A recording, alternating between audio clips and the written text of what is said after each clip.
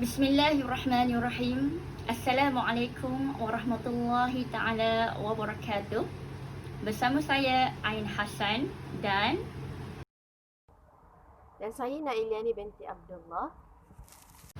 kami akan mengupas buku Muntalaq tulisan Muhammad Ahmad Al-Rashid bertajuk Al-Abidun Al-La'ibun, ahli ibadah yang bermain-main.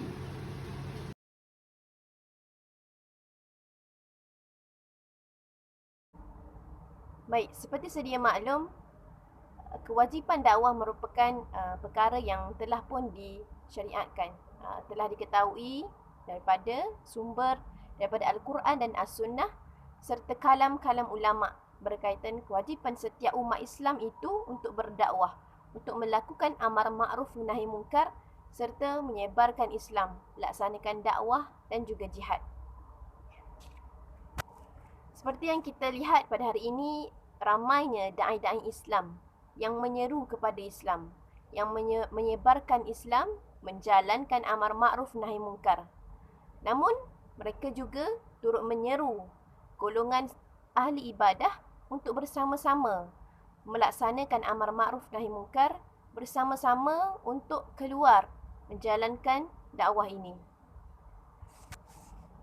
Namun begitu ramainya ahli-ahli ibadah ini, mereka ini terkesan dengan keadaan umat-umat Islam pada hari ini.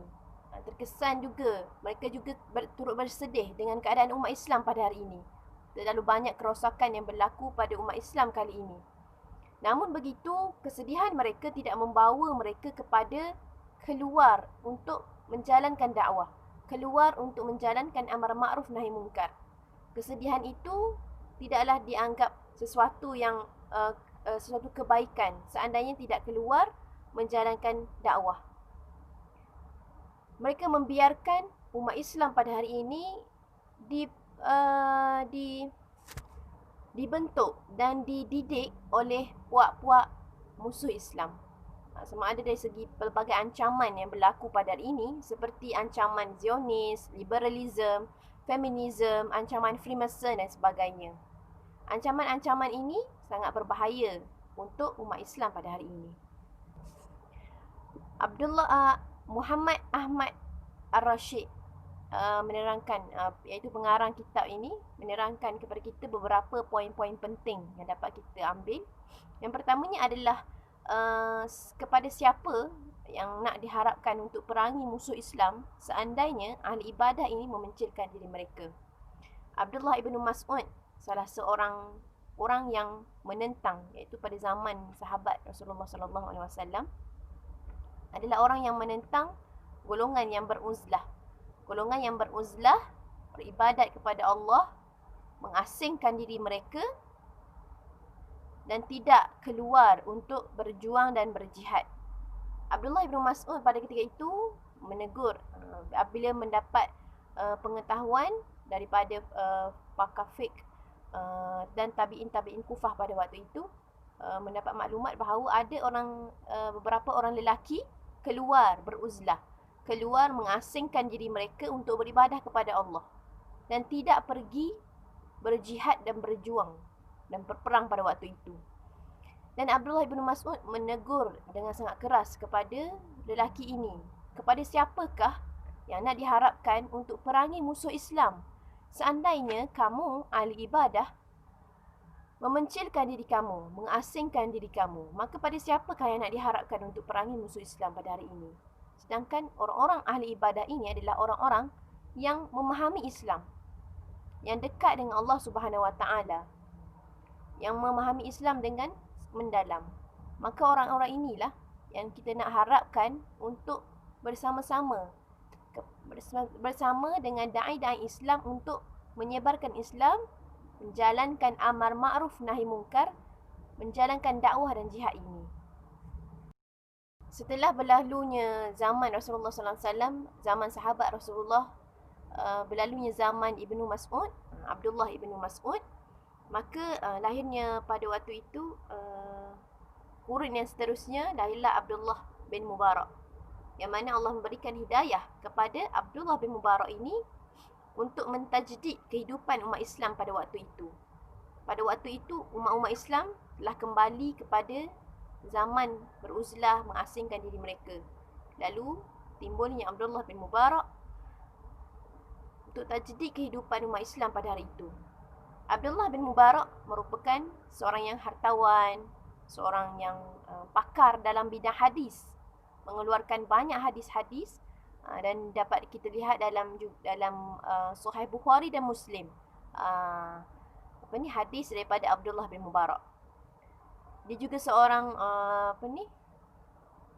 dermawan yang juga memberikan bantuan beasiswa kepada pelajar-pelajar untuk menuntut ilmu. Betapa sangat hartawan dan dermawan beliau ini. Dia juga pakar dalam bidang hadis. Namun begitu, beliau juga seorang da'i dan juga mujahid pada waktu itu, yang turut bersama-sama berperang pada setiap tahun. Abdullah bin Mubarak terkesan dengan Abdullah ibnu Mas'ud. Dia telah membaca puisi-puisi Abdullah ibnu Mas'ud pada ketika itu, dan dia terkesan dengan teguran Abdullah bin Mas'ud tentang pada siapakah nak diharapkan umat Islam pada hari ini nak diharapkan untuk memerangi musuh seandainya orang-orang yang ahli ibadah ini memencilkan diri mereka. Abdullah bin Mubarak pernah menegur Fudail bin Iyad, yang mana Fudail bin Iyad ini dikenali dengan pakar dalam bidang hadis, mengeluarkan buku yang sangat banyak berkaitan hadis, yang sangat pakar. Bahkan Fudail bin Iyad ini walaupun dikenali dengan seorang yang baik perwatakannya, bijak dan pintar, mengeluarkan banyak hadis-hadis berkaitan Rasulullah SAW, namun begitu Abdullah bin Mubarak menegur Fudail bin Iyad yang pada ketika itu beruzlah ke Mekah dengan tidak turut serta dalam berperang. Abdullah bin Mubarak menegur Fudail bin Iyad dalam puisi-puisinya yang begitu indah sekali, menegur Fudail bin Iyad yang tidak pergi berperang, tidak pergi berjihad. Menegur dalam puisi-puisi yang sangat indah lah.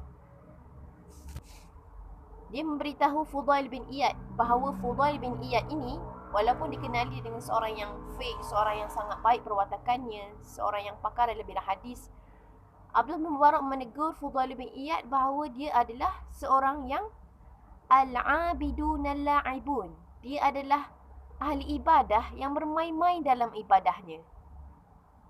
Kalau kita lihat bahawa Fudail bin Iyad ini fokus kepada ibadahnya, bukanlah dia pergi bermusafir ataupun pergi berjalan-jalan, tapi dia digelar al-la'ibun al-abidun al-la'ibun, digelar ahli ibadah yang bermain-main dalam ibadahnya, sedangkan dia pergi beribadah. Namun dapat kita lihat di sini bahawa sangat besar sangat besar peranan orang-orang yang benar-benar memahami Islam ini dalam turut serta berjuang dan berjihad serta menjalankan amar ma'ruf nahi munkar untuk kesejahteraan masyarakat umat Islam yang sangat memerlukan kepada orang-orang yang memahami Islam dengan yang sebenar. Kita terkesan dengan kisah Abdullah bin Mubarak yang menegur Fudail bin Iyad yang bermain-main dalam ibadahnya, sedangkan dia adalah ahli ibadah, sedangkan dia adalah pakar hadis yang turut mengeluarkan banyak buku berkaitan hadis, namun dia digelar al-abidun al-la'ibun. Namun begitu turut hairan pada hari ini apa nak dikata kepada orang-orang yang dalam kehidupannya disibukkan dengan perkara yang bukannya ibadah. Apa nak dikata kepada orang-orang yang meninggalkan jihad dan dakwah bukan kerana ibadah, tidak menjalankan amar ma'ruf nahi munkar, tidak menjalankan kewajipan menyebarkan Islam, tapi bukan kerana ibadah, tapi kerana terlalu cintakan dunia, terlalu sibuk, terlalu lalai dan terlalu leka dengan kehidupan saat ini. dengan media sosial yang ada sekarang ini. Sangatlah menyedihkan dan sangatlah memalukan bagi kita seandainya kita ini bukanlah orang yang terlalu sibuk beruzlah, terlalu sibuk beribadah. Tapi kita ini bukanlah disibukkan dengan ibadah, tapi kita disibukkan dengan terlalu leka dengan dunia, terlalu leka dengan kemewahan dunia, sampaikan kita terlupa untuk menyebarkan Islam, terlalai dalam menjalankan amar ma'ruf nahi mungkar itu sendiri. Jadi sama-sama kita muhasabah diri kita, sama ada kita ini disibukkan dengan ibadah ataupun sibukkan dengan keadaan ataupun leka dengan keduniaan hari ini. Baiklah, Ana akan mengupaskan 3 subtopik, iaitu yang pertama, Ibnu Al-Jauzi yang menyifatkan mereka yang berani. Kedua, tinggalkan rumahmu di belakang. Dan yang ketiga, da'i adalah pengembara. Dalam masa yang sama, ada juga da'i lain di Baghdad yang berjiwa besar seperti Syekh Abdul Qadir menyeru penduduk Baghdad. Beliau adalah Abdul Rahman bin Al-Jauzi, pengarang buku Zad Al-Masir dan Talbis Iblis, dan berpuluh-puluh kitab lah yang berguna pada umat Islam.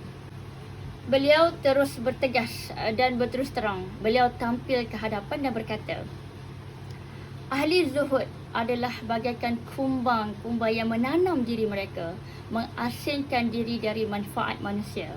Mengasingkan diri itu baik jika sekiranya itu tidak menghalangnya berbuat kebaikan, berjemaah, mengiringi jenazah dan menziarahi orang sakit. Walau bagaimanapun, pengasingan diri itu adalah sikap pengecut. Mereka yang berani adalah mereka yang berani belajar, mengajak dan mengajar, dan inilah menjadi amalan para nabi.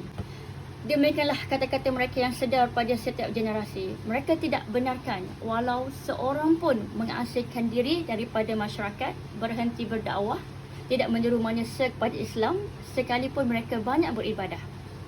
Mereka sangka bahawasanya agama itu adalah pengasingan dan pertapaan, dan asyik dalam wirid dan zikir tanpa dakwah.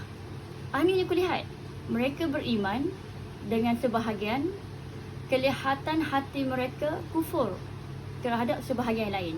Padahal agama ini mempunyai fardu, sunat dan istighfar. Agama ini adalah medan jihad, senjata para pahlawannya yang menghancur leburkan kejahatan penyangap. Agama ini memerintahkan dengan nama Tuhan yang menciptakan keadilan, bukan kezaliman dan bukan kewenangan. Tinggalkan rumahmu di belakang. Duduk sahaja di rumah setelah beruzlah di masjid adalah lebih teruk lagi dan tidak langsung menggambarkan seorang mujahidin. Sahabat-sahabat Rasulullah sallallahu alaihi wasallam membantah keras orang yang bersembunyi sambil bersenda gurau dan dengan isteri dan anak-anaknya meninggalkan dakwah, amar ma'ruf dan nahi mungkar. Mereka ini mengosongkan tempat mereka dalam barisan mujahidin yang sepatutnya dipenuhkan untuk menentang taghut. Para perawi telah meriwayatkan kepada kita dari seorang sahabat Rasulullah yang dijamin masuk syurga, iaitu Talhah bin Ubaidillah Al-Quraisy radhiyallahu anhu. Beliau berkata, cukup menjadi satu keaiban pada seseorang bila dia duduk diam di rumahnya. Itu dah cukup menjadi satu keaiban dah, kan? Na'udzubillah. Contoh kata-kata Imam Al-Ghazali, ya. Ketahuilah, setiap orang yang hanya duduk di rumahnya, walau di mana sahaja dia berada, sebenarnya telah melakukan kemungkaran. Bagaimana mungkin mereka boleh duduk sahaja tanpa membimbing manusia, tidak mengajar mereka dan tidak membawa mereka kepada kebaikan? Walhal di luar sana, sebahagian besar manusia masih jahil, sehingga syarat-syarat sembahyang pun ada yang tak tahu, kan? Apatah lagi mereka yang tinggal di pedalaman, kan? Macam Arab Badui, Turkish dan pelbagai etnik lain lah. So ini Imam Al-Ghazali nak nyatakan hakikatnya ramai umat Islam yang masih tercari-cari even benda basic berkenaan dengan solat. Apatah lagi orang di pedalaman yang susah nak reach dengan umat yang kita lah. Sepatutnya ada seorang ulama atau faqih yang mengajar manusia tentang agama di setiap masjid. Wajib ke atas setiap ahli fiqh yang selesai melaksanakan fardu ain dan kifayahnya keluar ke negeri berkaitan, sama ada didiami oleh manusia, tidak kira bangsa Arab, kaum Kurdi atau kaum etnik, bagi mengajar mereka tentang agama dan hukum-hukum syariat mereka. Maksudnya di sini keperluan tu perlu diselesaikan dan kita ada kemampuan untuk selesaikannya. Menjadi satu kemungkaran lah jika kita tidak keluar untuk menyelesaikannya. Bismillahirrahmanirrahim. Ya ayyuhal mudassir kum fa'anzir. Wahai orang-orang yang berselimut, bangunlah lalu berilah peringatan. Al-Mudassir ayat 1 hingga 2. Ibnu Taimiyah mentafsirkan ayat di atas dengan berkata, wajib ke atas umat Islam untuk menyampaikan apa yang diturunkan oleh baginda Rasulullah, memberi peringatan sebagaimana baginda sallallahu alaihi wasallam memberi peringatan dan juga ancaman. Dalam timbangan Islam dan iman, ada amalan tertentu yang perlu diberi keutamaan oleh seseorang pada satu ketika dalam situasi tertentu mengikut konsep fiqh aulawiyat, fiqh keutamaan. Maksudnya di sini, dalam banyak-banyak benda yang baik, ada perkara atau benda yang lebih utama untuk diutamakan. Sebagai contoh, program ataupun daurah kan tak dapat dijalankan disebabkan masalah tertentu kan. Dan kita ni sebagai pendukung dakwah kan, dai yang faham, patutnya kita men-contribute something untuk perkara tu kan. Dan kita perlu berbuat kan. Sekali kita tak berbuat, maka itulah yang menjadi satu kemungkaran lah dan tidak boleh diterima. Setiap daripada kita sebenarnya ada something yang boleh kita contribute untuk orang mendapat benefit tu. Ibnu Qayyim berkata, bagi orang yang berani dan kuat, yang mampu menggurungkan musuh, perlu berdiri di barisan hadapan. Tindakan ini lebih utama daripada mengerjakan haji, puasa, sedekah dan ibadat sunat yang lain lah. Jadi bagi orang yang ada kemampuan untuk berada di hadapan, itu lebih utamalah daripada amalan-amalan lain lah. Da'i tidak perlu merasa gundah gulana sekiranya dia tidak mempunyai masa yang lebih untuk banyak berqiyamulai setiap hari, memperbanyakkan khatam Al-Quran setiap hari kerana sibuk dengan urusan dakwah. Ini kerana kerja-kerja di dalam dakwah seperti mengajar manusia, memimpin manusia, mendidik pemuda-pemuda Islam dan membentuk Islam itu sendiri yang lebih utama bagi dirinya dan lebih banyak pahala. Kita kena faham statement ni in context. Bukan kita kata aku tak sempat qiyam tu, tak apalah. Bukan macam tu. Tapi nak dikatakan bagi da'i yang terlalu sibuk mendepani manusia, membimbing manusia, sehingga kesibukan dakwah tu menyebabkan dia tak sempat khatam Quran macam orang lain kan. Berqiyamulai macam orang lain kan. Jangan gundah gulana. Kerana apa yang dia buat tu adalah lebih aula dan lebih besar. We don't need to sedih lah tentang tu, tak apa. Konteksnya begitulah. Bukan kata bila kalau kita ada masa, memang masa kita terlalu banyak dihabiskan untuk dakwah, menyebabkan kita tak sempat untuk benda-benda yang bersifat sunat. Qiyamul Lail tu satu sunat yang besar dan seorang da'i biasa kan, kalau tinggalkan Qiyamul tu akan rasa sedih lah kan. Bila tinggal setiap malam tu, para da'i akan rasa ya ayyuhal muzammil kan, dia kena bangun kan Qiyamul setiap malam. Passionnya begitu.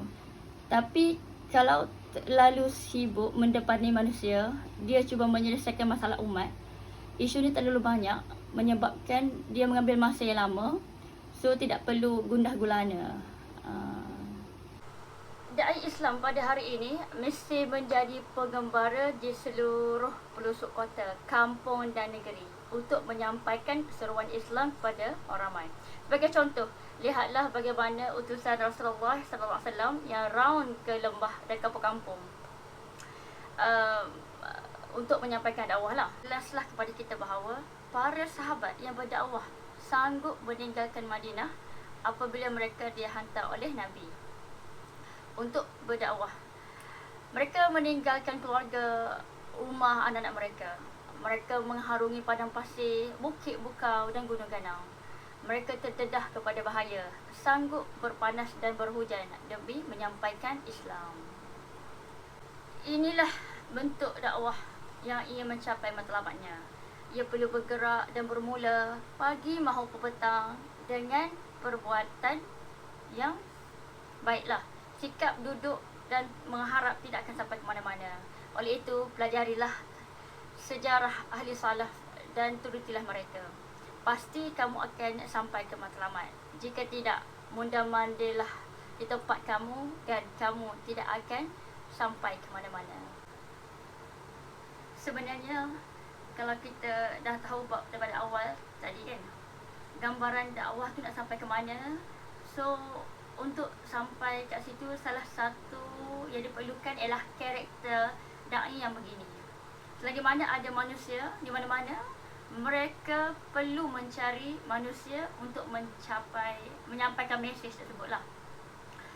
Walaupun dia sebut di awal bab, walaupun dia baik, niat dia baik untuk beribadah, tapi itu tidak dapat diterima kerana itu bukan karakter da'i yang kita kenal pada awal generasi. Sesungguhnya engkau tahu bahawa hati ini telah berpadu, berhimpun dalam naungan cintamu.